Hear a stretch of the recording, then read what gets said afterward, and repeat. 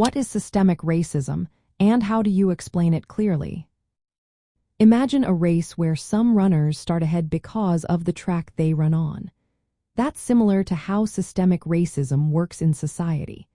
It's not just about individual acts of prejudice but about how entire systems are set up in ways that favor some groups over others. Systemic racism is built into the policies, practices, and norms of institutions like schools, housing, jobs, healthcare, and the criminal justice system. These systems were shaped by history, including slavery, segregation, and discriminatory laws. Over time, they created advantages for white people and disadvantages for Black Americans and other racial minorities. For example, in education, schools in Black neighborhoods often get less funding, which means fewer resources, older buildings, and fewer extracurricular activities. Black students are also disciplined more harshly than white students, which can lead to higher dropout rates and the so-called school-to-prison pipeline. This pipeline makes it more likely for Black youth to end up in prison later in life. In the criminal justice system, Black Americans are arrested and incarcerated at much higher rates than white Americans.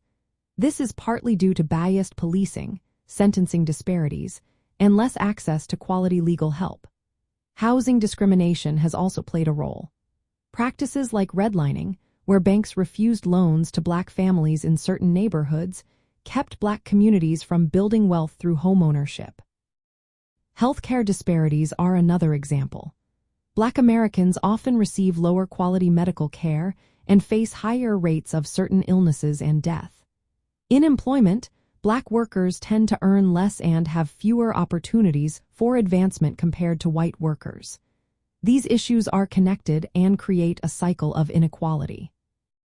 Understanding systemic racism means recognizing that these issues are not just about individual bad choices or prejudice. They are about how laws, policies, and societal norms have been designed and maintained over generations. These systems keep racial inequalities in place, even when no one intends harm.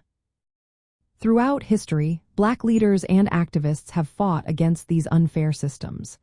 Civil rights movements pushed for fair voting laws, better education, and fair policing. Their efforts helped change some laws, but many systemic issues still exist today.